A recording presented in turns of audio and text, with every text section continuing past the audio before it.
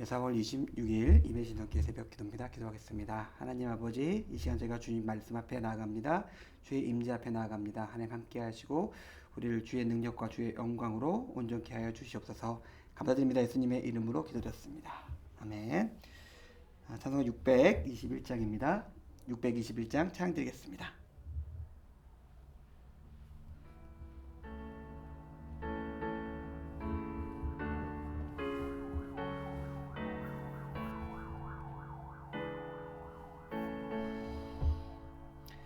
찬양하라 내 영혼아, 찬양하라 내 영혼아, 온 마음과 정성 다하여 주 찬양하라. 경배하라 내 영혼아, 경배하라 내 영혼아, 온 마음과 정성 다하여 주 경배하라.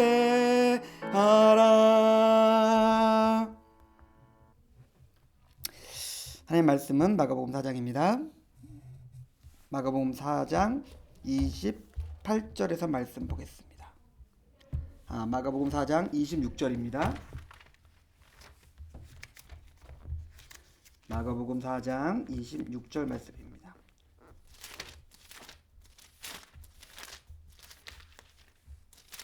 마가복음 4장 26절에서 29절까지 말씀. 또 이르시되 하나님 나라는 사람이 씨를 땅에 뿌린과 같으니 그가 밤낮 자고 깨고 하는 중에 씨가 나서 자라되 어떻게 그리 되는지를 알지 못하느니라. 땅에 스스로 열매를 맺을 때 처음에는 싹이요 다음에는 이삭이요 그 다음에는 이삭의 충실한 곡식이라. 열매가 익으면 곧 낮을 되나니 이는 추수할 때가 이르렀음이라. 아멘. 예수님이 알려주는 하나님 나라의 특징이 있습니다. 바로 명확하게 나오는데, 그것은 그 성장 과정을 알 수가 없다는 것입니다. 27절에 보니까 알지 못한다, 어떻게 변화가 있는지 보지 못한다, 알아차릴 수 없다라고 되어 있습니다.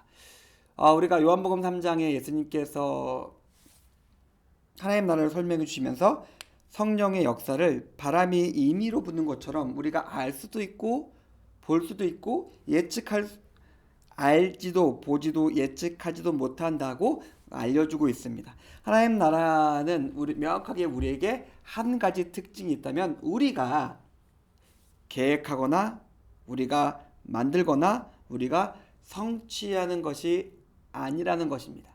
우리는 무엇을 할까요? 뭔가 내 손으로 만들어 놓고 싶어 합니다. 뭔가 눈으로 보이는 것을 내놓기를 원합니다.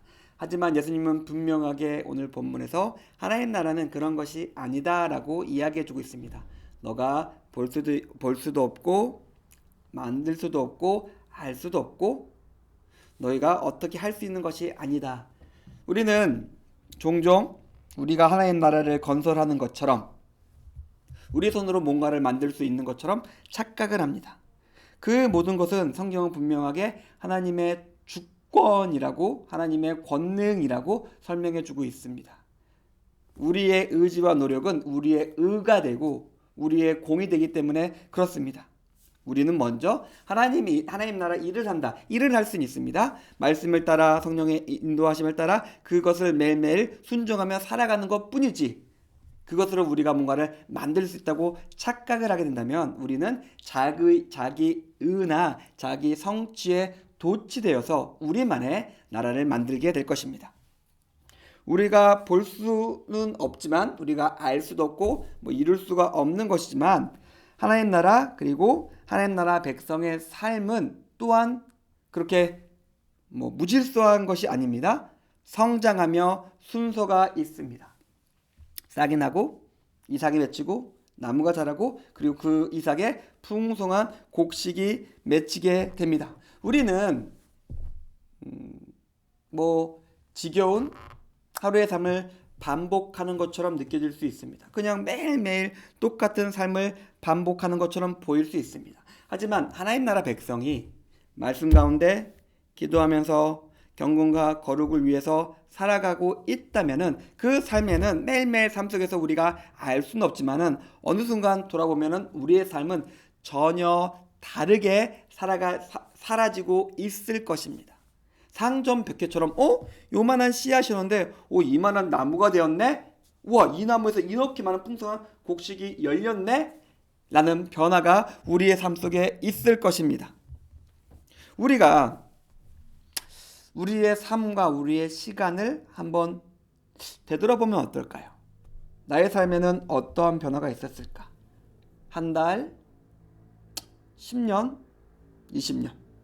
내 삶 속에 정말 성경이 말하고 있는 것처럼 하나님 나라 백성으로 살아갔을 때에 그 엄청난 변화들이 내 삶에 있는가를 들어봤으면 좋겠습니다. 없다면 무엇을 해야 될까요? 말씀 보고 말씀대로 살아야 됩니다.